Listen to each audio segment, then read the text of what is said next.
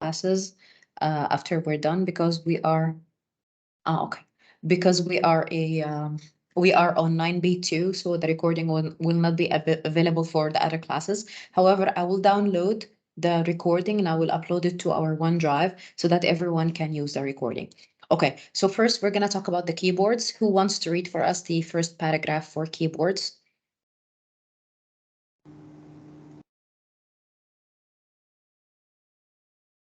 Okay, we'll start with Haneen, then Lara can read for us. Everyone is gonna get to participate. And after you're done with the paragraph, if there is any comments, I will comment. Okay, according to the order that we have here, uh, Haneen is gonna start, then Lara. Haneen, after you're done, lower your hand.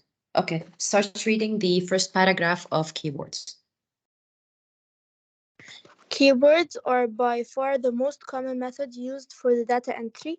They are used as the input devices on computers, tablets, mobile phones, and many other electronic items. The keyboard is connected to the computer either by using a USB connection or by wireless connection.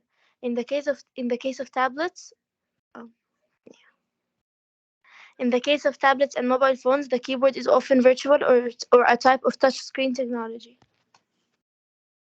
So what you need to know of this paragraph that the most common input device is the keyboard, followed by the mouse. Sometimes the keyboard is connected to the computer using a USB cable, or sometimes it is even connected wirelessly using Bluetooth connection. And sometimes it is a physical keyboard, like an actual keyboard you can touch. Sometimes it is a virtual or as on-screen keyboard.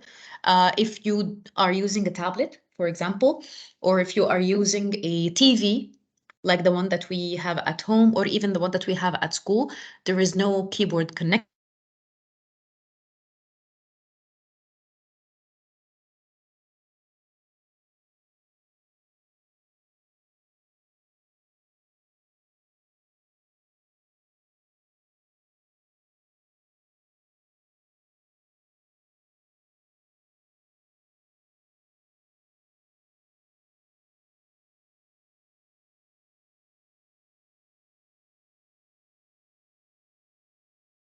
Sorry, my laptop restarted. We'll just continue until it opens again.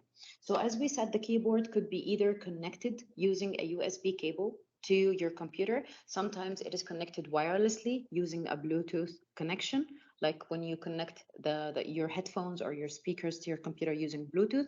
And sometimes it is a physical keyboard that you can actually use and type on.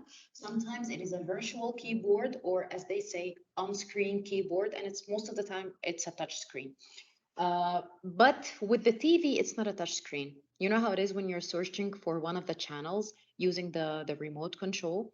It opens an on-screen keyboard where you select the letters using the remote control for the TV. Sometimes the on-screen keyboard with the touch screen, if it's a tablet or if it's a smart screen and it's touch included, then the on-screen keyboard will operate through the touch. Okay, so those are the ways you can connect to the keyboard to the computer. Now we are gonna talk until the computer restarts again. We're gonna talk about things that could happen when you are using the keyboard. I'll have my book with me. If you have your book, you can use it until we share the book again on the screen. The next paragraph is page 94, and it talks about the standard keyboard and the ergonomic keyboard. If you remember in grade 8, we talked about problems that can arise when you are typing on the keyboard for a long time, and we had a term for that. Do you remember what it was? RSI. RSI, true. RSI stands for repetitive strain endurance. And when you are typing on the keyboard for a long period of time, you get a specific pain in your wrists because your hands are bent in a way to allow you to type on the keyboard. And if you are working as a professional, let's say gamer, a tester, or even you're a programmer, someone who's typing on the keyboard all their day, even if you are just the secretary and you're doing some data entry job, you're typing on the keyboard for 8 hours a day, you are probably going to get RSI. So RSI stands for repetitive strain injury. And for that, there is a special keyboard other than the standard keyboard that we are using. There is a special keyboard called ergonomic keyboard or keyboards because they have many shapes that they make it easier for people who are typing for a long period of time. They are designed to give you the a more amount of space between your hands so that it doesn't hurt you and so on. And as we said, even you can get some pad, a wrist pad you can put under your hand while typing or using the keyboard and the mouse. Um, you will find this in the first paragraph of page 94. Now my laptop is on again.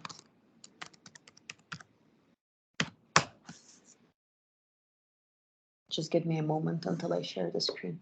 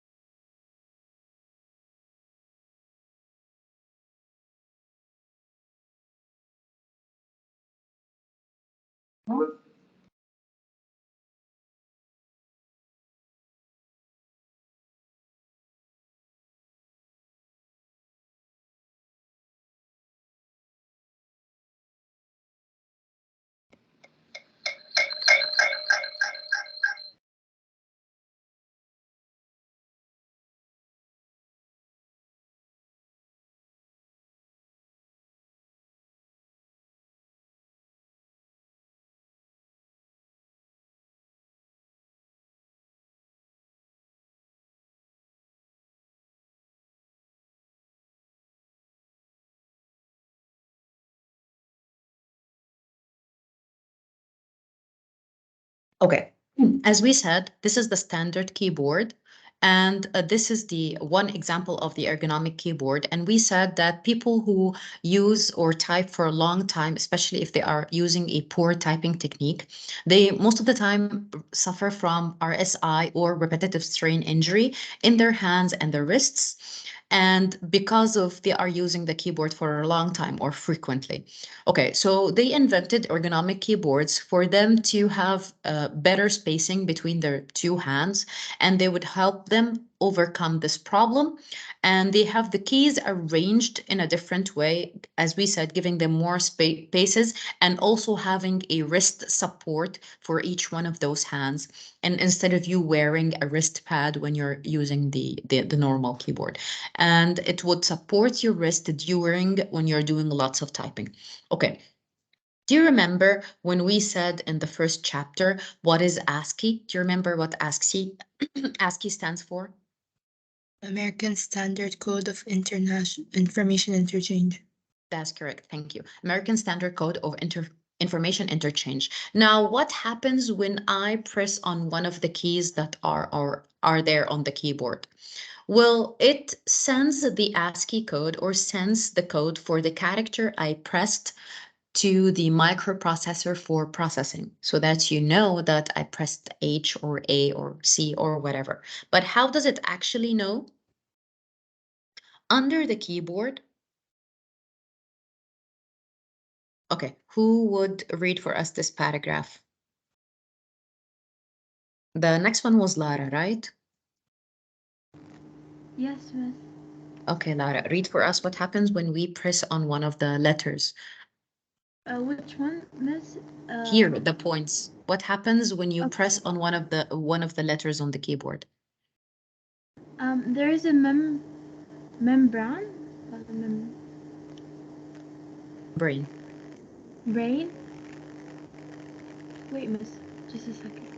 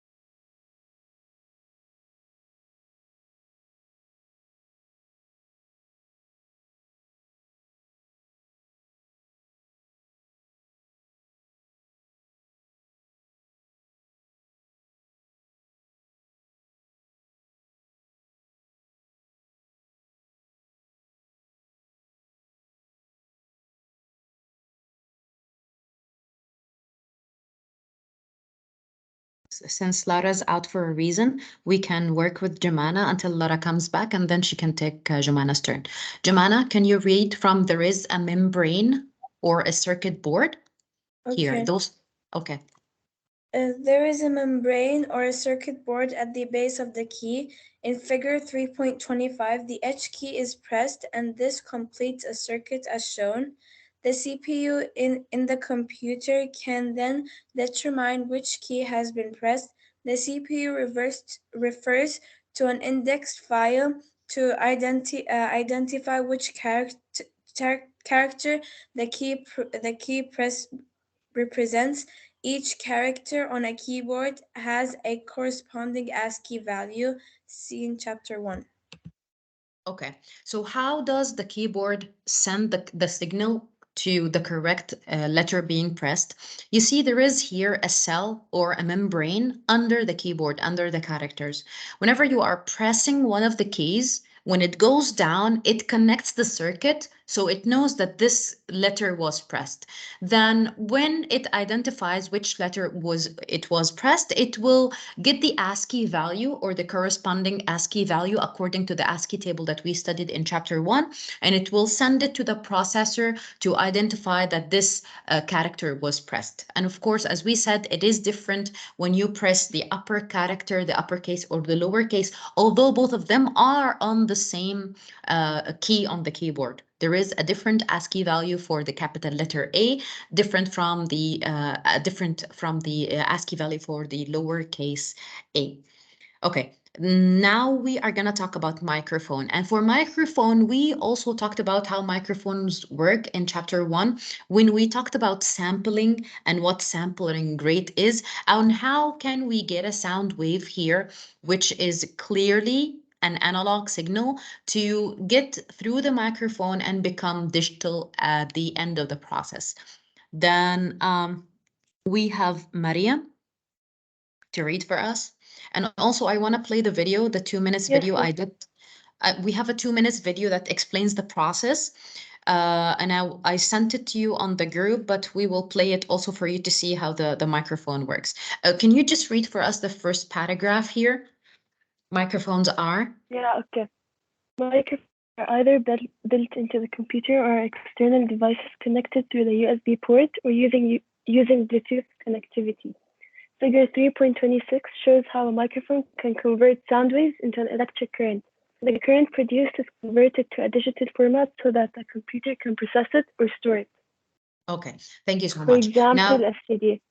We are gonna now play a video that shows you how the sound waves are going into the microphone and what are those components of the microphone and how is it at the end converted to a digital form. The video is very short. It's like a couple of minutes long. We're just gonna get through it very fast.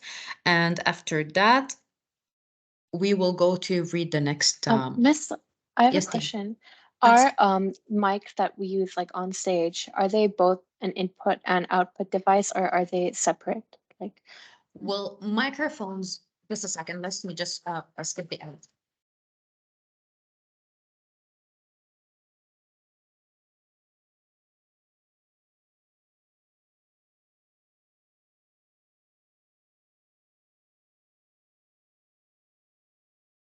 Okay. What was your question? You're talking about whether they are input or output devices?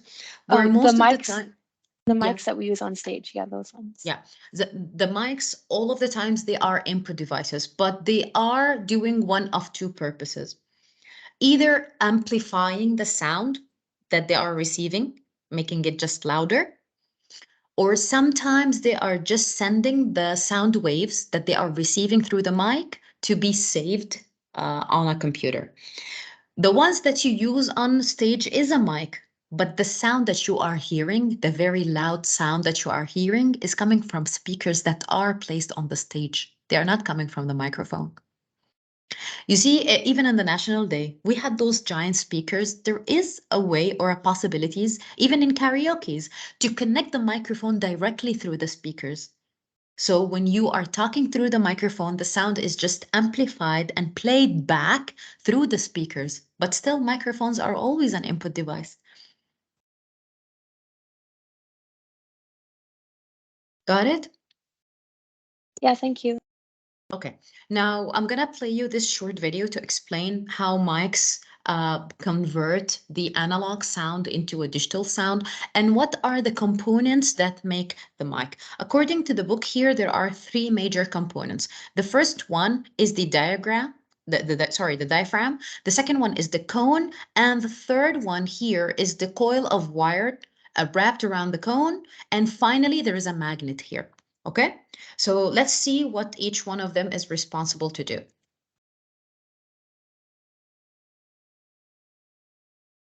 Can you hear the sound from the video? No? No. Okay.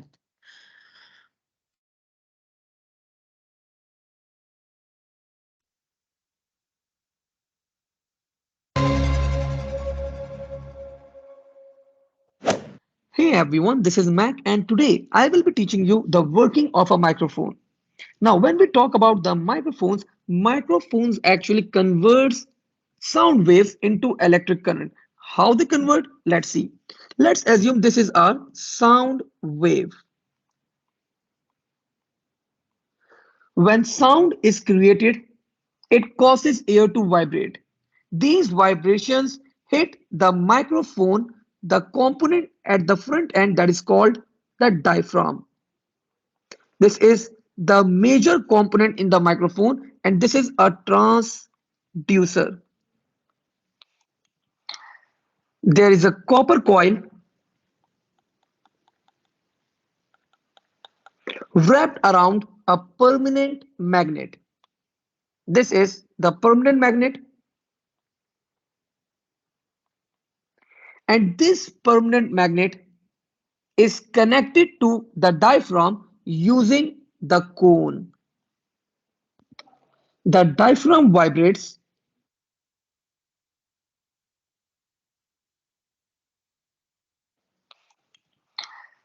There is a copper coil wrapped around a permanent magnet. This is the permanent magnet, and this permanent magnet is connected to the diaphragm using the cone. The diaphragm vibrates. The cone moves in and out, causing the copper coil to move backward and forward. Since it is attached to a permanent magnet with the help of electromagnetic fields inducing electric current.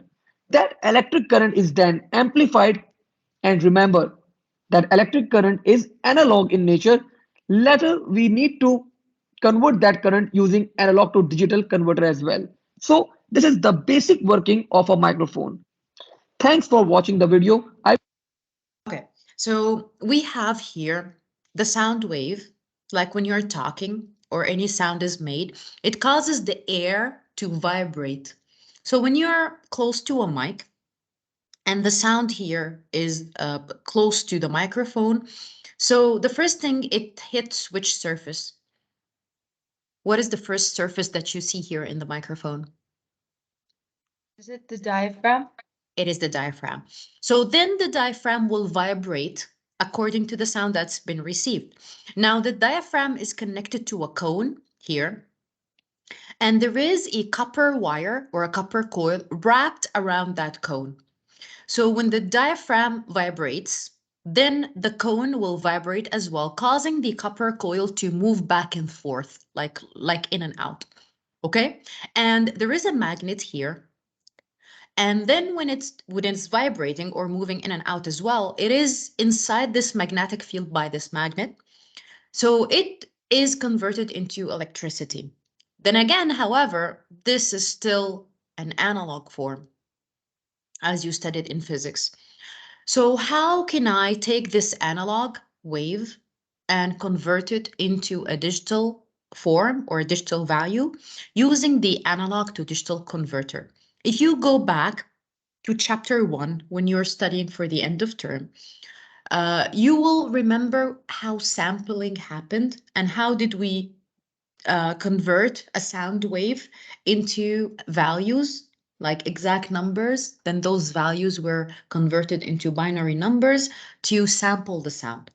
Of course, we cannot take every single value here on our wave and store information about it. However, we try our best to take as much samples as we can per second to match the original sound or to match the quality of the original sound. And this is the process of how the microphone works. I've already sent the video on the group so that if you want to go through it again, you can go through it. Now let's go back to the book. This is the same exact description that was in the video. This is the sound wave, and here we have the first component, or when the sound waves hits first in the microphone, it hits the diaphragm. Then the diaphragm is connected to a cone here, and wrapped around the cone, you will find a wire or a coil, and it's wrapped around it. And then we have a permanent magnet, and those are the components of the microphone. Okay, now I want someone to read for us these steps. We just explained it twice, once through the video and once after that. I just want someone to read for us because sometimes in the exams, either the end of term or the externals will ask you to explain how sound is converted from an analog waveform into a digital value through the microphone, or how sound is stored on the computer through the microphone, and you need to know those steps, okay? So who wants, according to the order? Let's see whose turn is it now.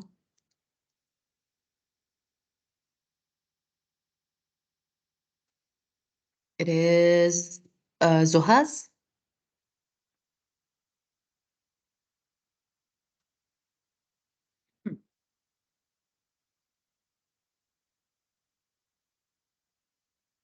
From where do I read? Sound is created. When sound is created, it causes the air to vibrate. When a diaphragm in the microphone picks up the air vibrations, the diaphragm also begins to vibrate. A copper coil is wrapped around the cone, which is connected to the diaphragm. As the diaphragm vibrates, the cone moves in and out, causing the copper coil to move backwards and forwards. This forwards and backwards motion causes the coil to cut through the magnetic field around the permanent magnet, including an electric current. The electric current is then amplified or sent to a recording device. The electric current is analog in nature. The electric current output from the microphone can also be sent to a computer where a sound card converts the current into a digital signal, which can then be stored in the computer. The following diagram shows what happens when the word hut is picked up by a microphone and is converted into digital values. Thank you so much. So here it says the last step. It says that this movement through the electric the current, the magnetic field around the permanent magnet, inducing an electric current or causing an electric current. Because of the magnetic field, the movement for the wires, or sometimes here they call it a coil, sometimes they call it a wire. It is both correct. The movement back and forth or in and out in the magnetic field is then causing or inducing an electric current. And this electric current can then be translated using the analog to digital converter to convert the analog into digital. This is the final step. So here you have 1, 2, 3, 4, 5 steps. If this came as a question in the end of term to explain how the microphone stores the sound on the computer or so on, you have to list those steps. Okay. Last semester, we already, or maybe even it was, yeah, last semester, we talked about sampling, or how does an analog waveform is transmitted or translated into the computer and becomes digital using the analog to digital converter, which is the process of sampling. When you go back to chapter 1 to revise, you can revise that. Okay, now we're gonna talk about the optical mouse. And the optical mouse is just the description is so small. You just need to remember the benefits and so on. Who wants to read the optical mouse benefits? Let's read the description first. Okay, Maria. An optical mouse is an example of a pointing device. It uses tiny cameras to take 1,500 images per second. Unlike an older mechanical mouse, the optical mouse can work on virtually any surface. A red LED is used in the base of the mouse, and the red light is bounced off the surface, and the reflection is picked up by a complementary metal oxide semiconductor, CMOS. The CMOS generates electrical pulses to represent the reflected red light, and these pulses are then sent to a digital signal processor, DSP. The processor can now work out the coordinates of the mouse based on the changing image patterns as it is moved about on the surface. The computer can then move the on-screen cursor to the coordinates sent by the mouse. Thank you so much, Maria. Now, what you need to know about all those big words. Number one, the mechanical mouse that we used to have before it looked like a tracker ball. There was a ball underneath the mouth, and based on the movement of the ball on the surface, then the cursor would move. The mouse is considered a pointing device. What is a pointing device? It's a device that can move the pointer on the screen, such as your touchpad on your laptop, such as a stylus pen. For example, any device that would be able to move the cursor on the screen is referred to as a pointing device. Now, before the mechanical mouse, it had a lot of problems as it did not work on any surface. Now, the optical mouse uses reflection. There is a laser light, it's red, underneath the mouth, and it works basically on reflection. But just keep in mind, if the surface that you are working on is reflective, the mouse may not work. Like if it's shiny, if it's metal, if it's reflective, then it will cause distortion in the reflection that is the mouse is working on. So maybe you will find it's not working. Anyway, with most surfaces, the mouse would work like charm. Okay, so what happens exactly? The mouse is capable of taking images as it moves on the surface it is placed on. It can take up to 1,500 images per second. Almost every move you make on the surface, it takes an image for. Then the computer analyzes those images that are being taken and sent to the computer using a digital signal processor. So the digital signal processor will take all those images that's being sent to the computer and will analyze them, and it will take two things in mind: the speed of the mouse, how fast the mouse is moving, and this is again easily calculated by the digital signal processor. And also it will then, after it calculates the speed, it will then mimic or reflect those changes you are making in your position on the surface to move the on-screen mouse, so that the cursor on the screen moves according to the speed that you are moving the optical mouse to. Okay, so this is everything you need to know about the optical mouse. Now let's talk about advantages before we go to scanners. Benefits of an optical mouse over a mechanical mouse. Here it is comparison between the old mouse and the new optical mouse. Hadia. Okay. Benefits of an optical mouse over a mechanical mouse. There are no moving parts, therefore it is more reliable. Dirt can't get trapped in any of the mechanical components. There is no need to have any special surfaces. Most optical mice use Bluetooth connectivity rather than using a USB wired connection. While this makes the mouse more versatile, a wired mouse has the following advantages. No signal loss since there is a constant signal pathway wire. Cheaper to operate, no need to buy new batteries or change batteries. Fewer environmental issues, no need to dispose of old batteries. Okay, so the first section talked about the benefits of an optical mouse compared to a mechanical mouse. So these are the advantages of using an optical mouse. But the second section talks about the advantages of using a wired mouse or connection over the USB better than using the wireless mouse. Okay, so you need to be very careful when you're studying or highlighting what is the question about. Does it talk about comparing the optical mouse to the mechanical mouse, Or is it talking about the advantages of using a mouse connected over USB or a wireless mouse? It's very important because those are 3 points and those are 3 points. Both of them are talking about the operation of a mouse.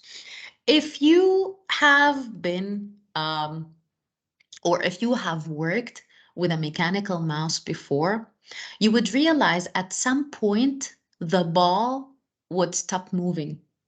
Well, I'm sure there is a video on YouTube that can show you how. Well, as I said, there was a ball. It was kind of a rubber ball under the mouth, and you move it around the surface, and the rotation of the ball, based on the rotation speed, then the mouse speed would be determined. The problem is that the ball would catch up to a lot of dirt from your table. After a while, the ball gets stuck and the mouse doesn't move anymore.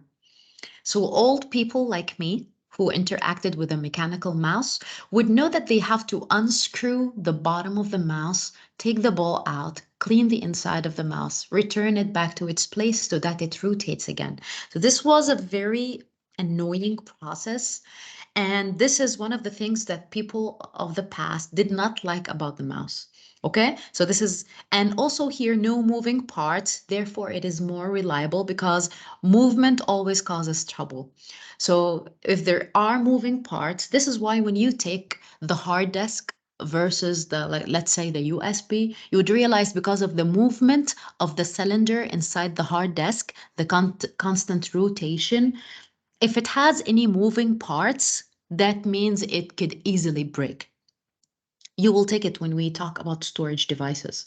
When we compare to something that doesn't have any moving parts, the parts that are solid, don't move, are always better in terms of reliability. But this we will take in the next term when we talk about the storage devices. Cleaning mechanical mouse. Don't mind all the cartoon. My kids use my account all the time. Now this is the ball that was underneath the old mouse, and it's gonna look so nasty watching this video.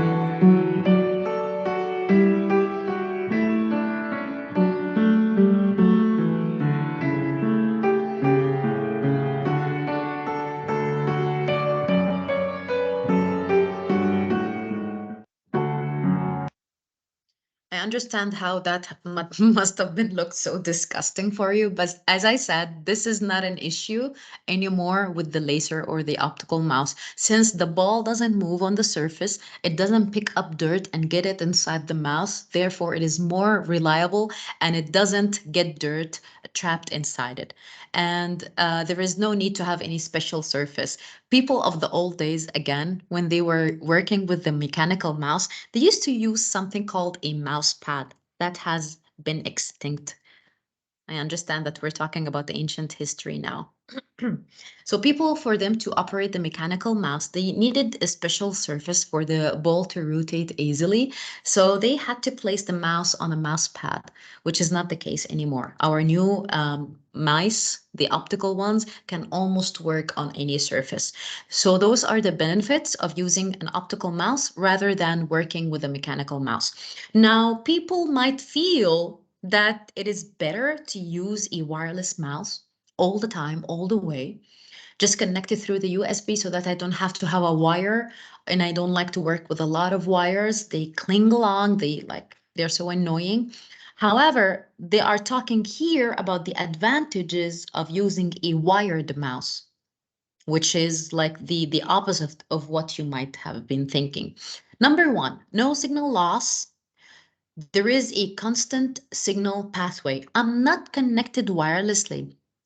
The chance of information being lost when it's transmitted through the air, because this is how information is transmitted through Bluetooth. It is sent through the air. But this might be a little bit confusing. Do you remember when we talked about serial transmission, like USB? Well, I have a cable, and this cable is sending the information one by one bit at a time, and it's connected directly to my computer. No signal loss, information will not arrive one before the other because they are going in a serial transmission from my mouse to my computer. So this is the first one of the advantages. There is a constant link, which is the wire between the mouse and the computer. Therefore, no signal loss could happen. Number two, it is cheaper to operate because the wireless mice, they need another device connected to the computer to connect the mouse over to the computer. If you attended the class where I showed you my wireless mouse, I already have one, a pointer in class, where sometimes if the mouse is not working, I would use it. There is a USB connection device that you plug it into the computer so that it identifies the keyboard, the wireless keyboard, or the wireless mouse that you are connecting. So the one with the wire is cheaper to operate, and you don't need to charge it. You don't need to get batteries for it. You don't need any external other devices to allow it to connect to the computer. So for this case, it is cheaper to operate, and actually it is costing cheaper money to buy. The wireless mouse is more expensive than the wired one. Even if you go to buy a headphone, you will find the wireless one is more expensive than the wired one. Fewer environmental issues regarding the batteries because you would need to have batteries in your old mouse, and at some point you would need to dispose them. So those are the advantages of using a wired mouse rather than a wireless mouse. Okay, now we're going to talk about 2D scanners and 3D scanners, and most of these you have seen them before somewhere, somehow. Yes, dear. For this session, we'll continue until page 119. I'll try my best because after the scanners, we have the touch screens. As I told you before, if you feel tired after the scanners and you want to keep the touch screens to another class, half an hour through middle of the week, we can do that. But because next week we're going to start the output devices from the actuators. So we will only have, after the scanners, we will only have the touch screens left. Depending on how you feel, do you want to start talking about touch screens, or you just had enough with the scanners and you want to take a break? Then again, we can choose a day in the middle of the week, Monday, Tuesday, take a half an hour maximum to finish the touch screens. That would be good, depending on what you feel like. Okay, so first let's talk about scanners. Scanners, there are two types of scanners: the 2D one, or two-dimensional scanners, or the 3D ones, which are the three-dimensional scanners. First, let's talk about the two-dimensional scanners.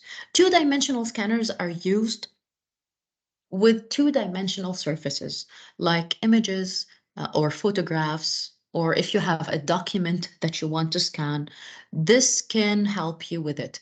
Two-dimensional scanner. You can use it to scan a paper, a document, as I said, a picture, or even in the airport security when they scan your passport or anything that is two-dimensional. It works with that. So the 2D scanner, it is the type of scanner, which is most common one, that is used to input a hard copy or any kind of paper or a document to the computer. The image is converted into electronic form and can be stored on the computer. So this is the scanner, 2D scanner. You place your document here, your passport here, or any kind of paper here. Then a light goes on, passing from this side to this side, scanning every pixel that it is in this image and sending it to the computer. So the cover is first raised if it has a cover. By the way, the ones in the airport, they don't have a cover. You just put your passport on it and it's scanned. So those are the number of stages or the number of steps that you experience working with a 2D scanner. Whenever you have something like this, anticipate that this might come as an ordering question. They would give you the boxes with the description of the steps, and they would ask you to order the steps. Okay, so step number one, the cover or the lid must be raised. The document is placed on the glass panel, which is facing down, not up, facing down, and then the cover is closed. Then a bright light then illuminates the document. Modern scanners use Xenon lamp or a LED that produces very bright white light. A scan head moves across the document until the entire page is scanned. An image of the document is produced, which is then sent to the lens using series of mirrors. The lens focuses the document image. Then the focused image now falls into the charge couple device, which is CCD. We learned about this in the digital camera, if you remember. Then the focused image falls into a charge couple device, CCD, which converts the light into electronic current. Essentially, the CCD made up of thousands of light-sensitive elements or pixels. Each element creates an electronic or electric charge when the light falls on it. This means that the scanned image is now turned into electronic form. The software produces a digital image from that electronic form. So those are the steps that usually happen when you scan a file, okay? The most important part of the scanner is coming up next, the uses or the applications of 2D scanners or 3D scanners. Or sometimes they say list 2 applications of 2D scanners or list 3 applications of 3D scanners, okay? Number 1. Computers are equipped with an OCR, optical character recognition. We took this last year. Can you give me examples of things that use OCR or optical character recognition?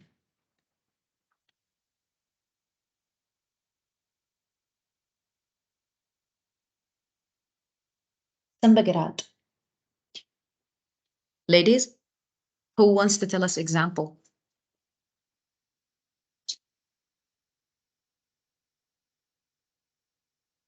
Alaa, do you want to read or do you want to give us an example? I wanted to read. Okay, you can read up next applications of the 3D scanners. Does anyone know any example of OCR?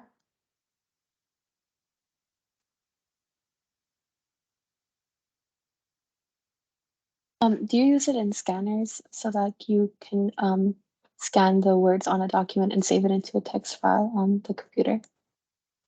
Yes, this one example. Do you have any other example? Like, for example, like in specific apps that they can convert so that they can extract text from an image. Okay, I'm gonna, that's credit card another reader? example. Credit card, yes. Okay, now let me give you 3 examples other than the 3 examples you said, because the 3 examples you said are correct. Number 1, sometimes in the camera, in the airport, you don't know how to read the sign. I cannot read Dutch. So you point your camera to the sign. It doesn't take a picture. It captures the letters from Dutch and then translates it into English. So this is number 1. This is one example of OCR, optical character recognition. It takes an image and extracts the characters out. The first example you said is true. When you scan a document or a book, but I don't want to keep it as a picture. I want to keep it as a text file. So I want someone to write the words for me, but I don't want to write them down. So OCR will take the scanned image of the book and will identify the letters that were there in the book, and it will save it as a text file. Normally, the scanner will save it as an image, but I don't want an image, I want a Word file. So for that, OCR is also used. Number 2, whenever you are using, let's say, in the airport, when they scan your passport, or even the example you said, when they scan, you know how it is when you try to input your credit card information and there is an option that says scan, and when you do, the camera pops out with a frame. You have to put your credit card inside that frame. Then it takes your name, credit card, the expiry date. It extracts them out of the image and it fills it into the correct text box. Also, this one has an OCR. It can take an image and extract the letters and numbers from that. Even when you go, as I said, to the airport, when they scan your passport, they get the information from it without having to type it down. Even when you are speeding in traffic and the camera takes your picture, you are going to burn your whiskers. Please leave. Just a second, ladies. Okay. So when you are speeding, and the camera takes your picture, the picture of your car, then it wants to get the right license plate. There is not a person in charge who goes to check through every picture to extract the letters and numbers out of the license plate.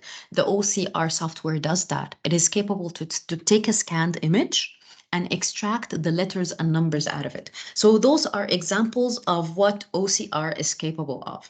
It is basically takes an image and extracts the letters and the numbers out of it. Optical character recognition, and it's always coming from an image.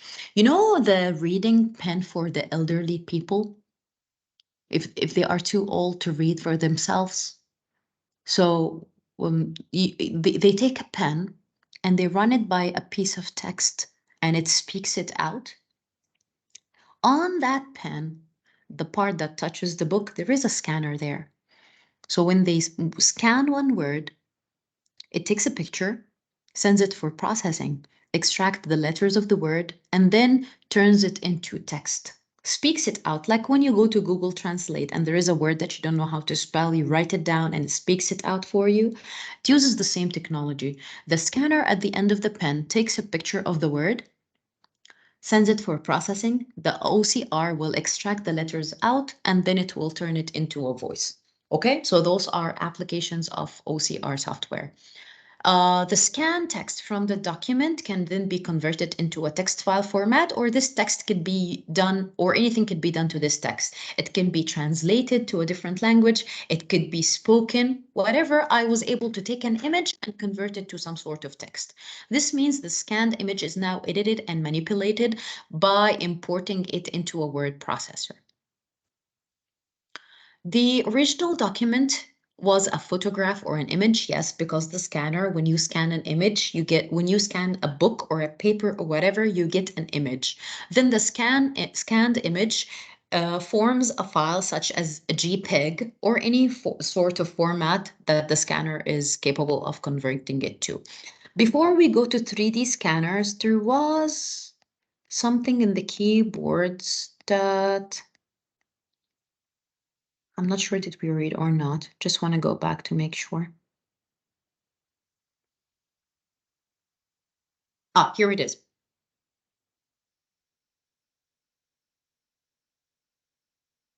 I want someone to read this paragraph. Ala, you wanted to read.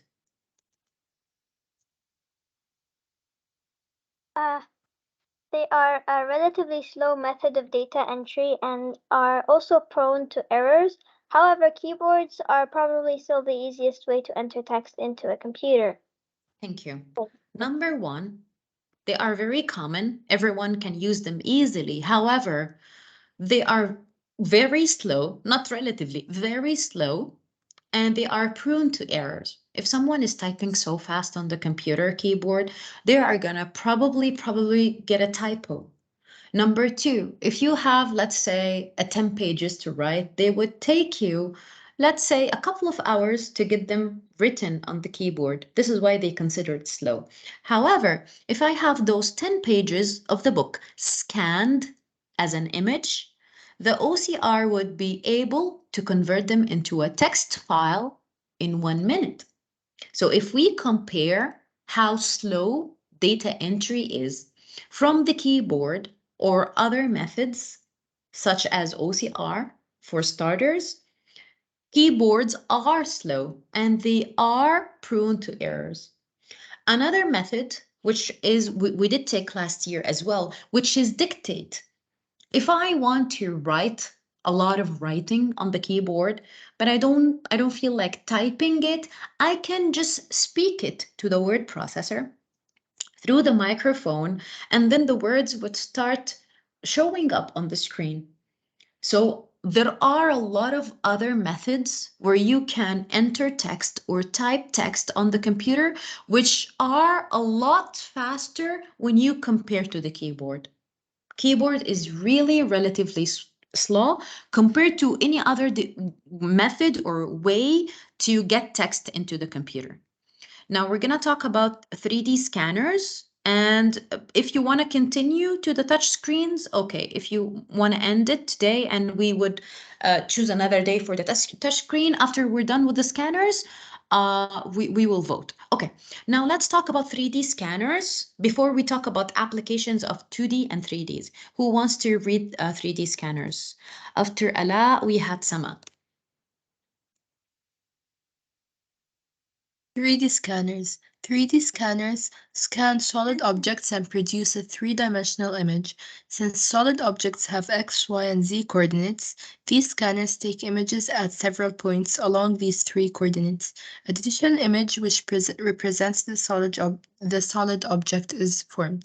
The scanned images can be used in computer-aided design, CAD, or more recently, sent to a 3D printer to produce a working model of the scanned image. There are numerous technologies used in 3D scanners: lasers, magnetic resonance, white light, and so on. It is beyond the scope of this book to look at these in any great depth. However, the second application that follows describes the technology behind one form of 3D scanning. Okay, now CAD, the term CAD or computer-aided design, again, we learned about it last year. Do you remember when they wanted to design something like a villa or an apartment or a mall or whatever, and no one sketches, architects, they no longer sketch on a piece of paper anymore. They use CAD or computer-aided design, which are a group of softwares that allow you to create 2D models and 3D models as well. With the 3D models, they give you a virtual tour, like the inside of the kitchen, how will it look like, the outside of the place, how will it look like. And you can even, if you remember when we learned about VR last year, you can have a virtual tour inside a property or inside your house to see how it's going to look like when it's built in the future before it's actually built. And you can give them comments and so on. And all of this is done using computer-aided design. So it's a group of softwares that allows designers to create 2D models like drawing or 3D models like virtual tours using computer software. Okay.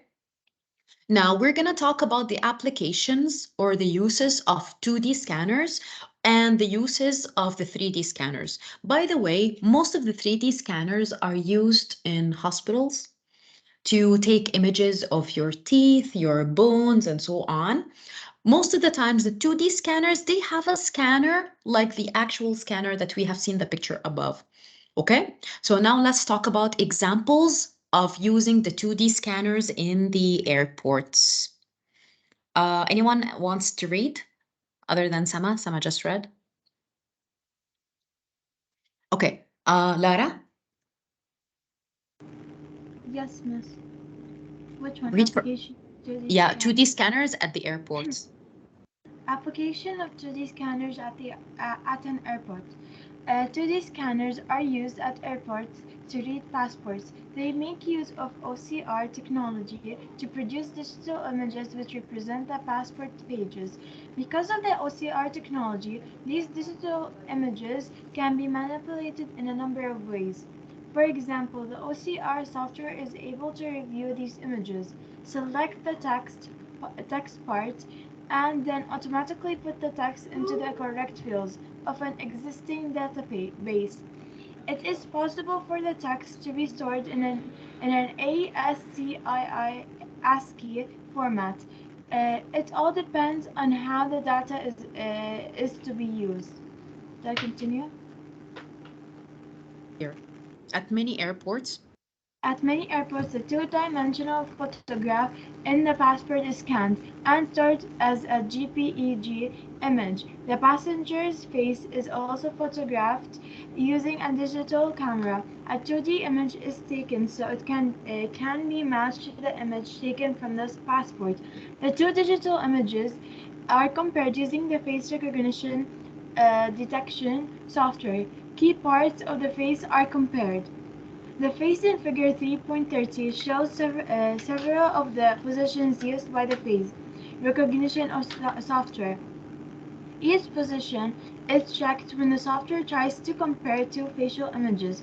Data such as distance between the eyes, width of the nose, shape of the cheekbones, length of the jawline, shape of the eyebrows are all used to identify to uniquely identify a given face.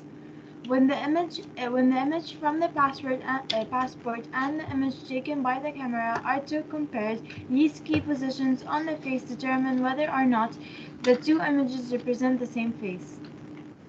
Thank you so much, Lara.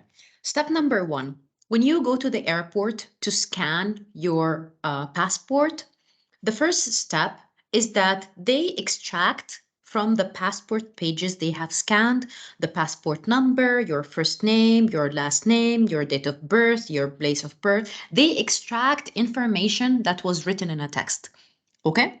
Step number 2, they take an image from the passport, the image that's already in your passport, and compare it to the image that is taken using a digital camera in the airport.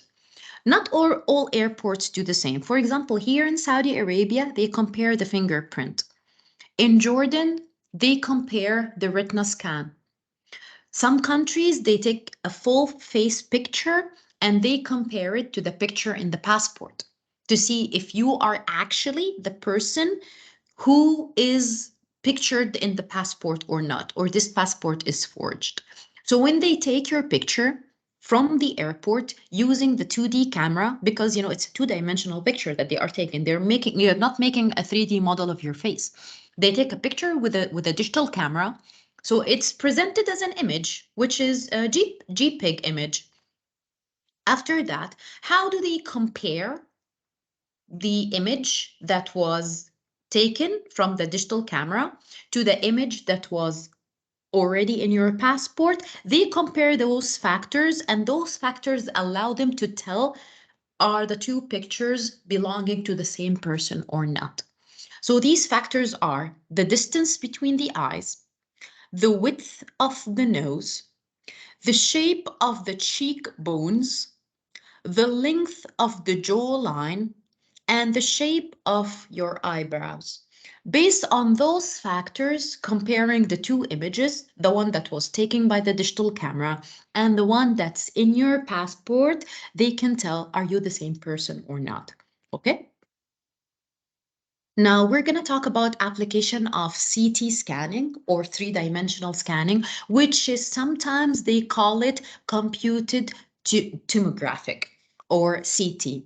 Well, as I told you before, the applications of 3D scanning is mostly used for medical reasons, for dental work, for imaging your bones, imaging tumors, and so on in hospitals.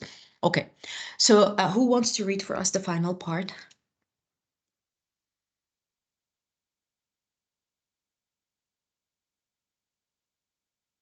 Okay, Haneen. Applications of 3D scanning. Application of 3D scanning, computer tomographic CT scanners. Scanners are used to create a 3D image of a solid object that is based on tomography technology, which basically builds up an image of the solid object.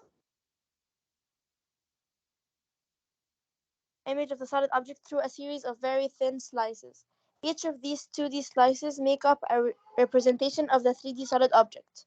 Each slice is built up by use of X-rays, radio frequencies, or gamma imaging. Although a number of other methods exist. Each slice is then stored as a digital image in the computer memory. The whole of the solid object is represented digitally in the computer memory. Depending on how the image is formed, this type of tomographic scanner can have different names. For example, CT scanner, MRI, SPECT. Okay, so the first thing you should know, thank you, Haneen. The first thing you should know is that the CT scanners or computed tomographic scanning actually is built on 2D or two-dimensional scanning. What do? When they scan an object with 3D scanning, they take multiple 2D images. Each one of those 2D images is called a slice. Each one of those slices is then rearranged to give you the effect of 3D. Like when you take multiple pictures of the same object from multiple angles and multiple positions, and you put them back together to get a panorama effect or an entire scene effect. This is the same concept. To create the 3D image, they need to take or to build it up using slices. Those thin slices are just 2D images built up on top of each others. Each one of those slices is made up using X-rays or radio frequency or gamma images, and we're going to talk about their examples now. And as I said, each one of the slices, which is a two-dimensional scan or a two-dimensional image, is then stored on the computer's memory. Then the whole object, the 3D object, is represented by reconstructing all those slices together. Depending on how the image is formed, the type of tomographic scanner can have different names, such as CT scanner or MRI or SPECT. CT scanner, which is computerized tomography, which an application for it is X-ray. So when you have a broken bone or a fracture, or they need to make images of your bones, they use the CT scanner and it uses X-rays. Next is MRI.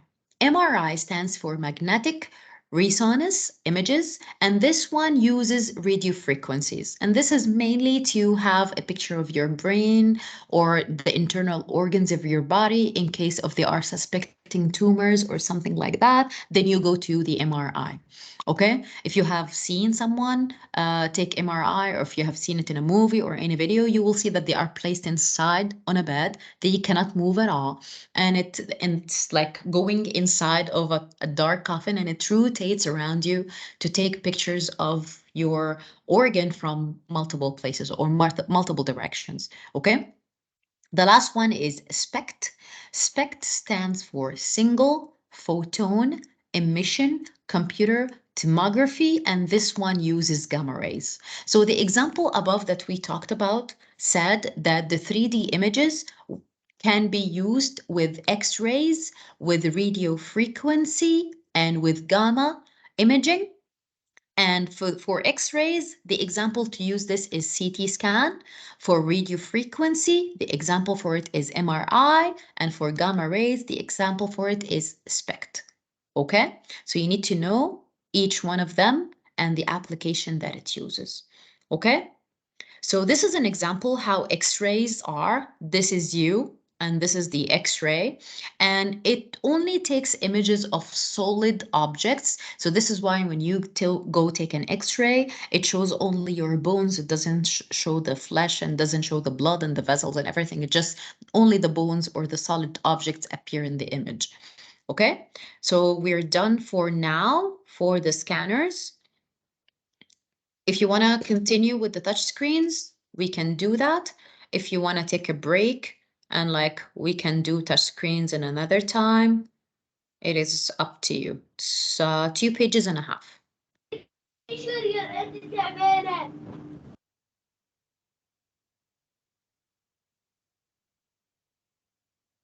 Read it next time. Okay. Why don't you, I don't know, raise your hands if you want to continue now, or raise your hands if you want to continue later, since multiple already said continue later. 4, 6, 10. Okay, so I think the majority of us wants to continue later, so we're going to continue later. You can choose any time when you are free for half an hour in the middle of the week so that we can continue later. Or maybe if time permits, we can leave it till the end of the week. But next end of the week class will be about sensors, and it's big as well. So we can choose a day in the middle of the week for any half an hour when you have like a free schedule. You don't have that much to do during the week. We can pick it up and vote it on the class, which day suits you the most. And we can continue the touch screens then. Miss, I have a question. Ask, dear. Miss, what's the difference between an X-ray scan and a CT scan? It's basically the kind of rays that you use. Here, X-rays. But when we have an X-ray scan, why is it different from a CT scan? It's not different. It's the name of the technology, and this is the kind of rays that it's used. This is the name of the technology, MRI. It uses radio frequencies to take MRI images. And this is gamma rays. You use it to take the SPECT. And the X-rays you use to do that CT scan. Okay. It is the name of the imaging, and this is the kind of frequencies it uses. It's the same thing. Okay, thank you, Miss. Anytime, dear. Okay, I'll be waiting for you to let me know which day have you chosen for the touchscreen. You can go for now. Thank you everyone for attending. I will download the video and I will upload it to our drive, and we'll reshare the link on our group so that the ones who did not attend it, they can attend it later. Do you have any questions? Anytime, dear. Bye, Miss. Have a nice day. Thank you, you too.